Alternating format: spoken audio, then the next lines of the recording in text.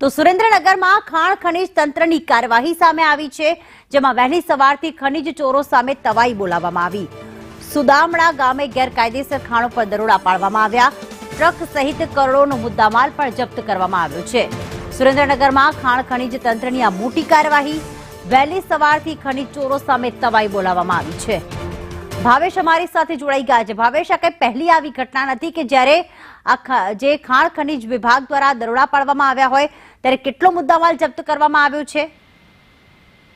ચોક્કસ પ્રીતિ, વાત કરવામાં આવે તો સુરેન્દ્રનગર જિલ્લામાં અવારનવાર ગેરકાયદેસર ખનીજ ખોદકામ છે સતત ચાલુ હોય છે। પછી થાનગઢ હોય, મૂળી હોય, સાયલા હોય સહિતના અનેક વિસ્તારોમાં ગેરકાયદેસર ખનન પ્રવૃત્તિ છે ચાલુ હોય છે। જેમાં ખાણ ખનીજ વિભાગના અધિકારી દ્વારા સાયલાના સુદામડા ગામે એકાએક ચેકિંગ છે હાથ ધરવામાં આવ્યું હતું અને સુદામડાની જે ગેરકાયદેસર ખાણો ચાલતી હતી એની ઉપર કાર્યવાહી છે કરવામાં આવી છે। જીસીબી, ટ્રક તેમજ જે ગેરકાયદેસર ખનન કરવાનો જે કંઈ સામાન હતો તમામ છે જપ્ત કરાયો હતો। આ વધુ વિગતો જે મળી રહી છે મુજબ કરોડો રૂપિયાની ખનીજ ચોરી છે કરવામાં આવી હોવાનું હાલ સામે છે આવી રહ્યું છે।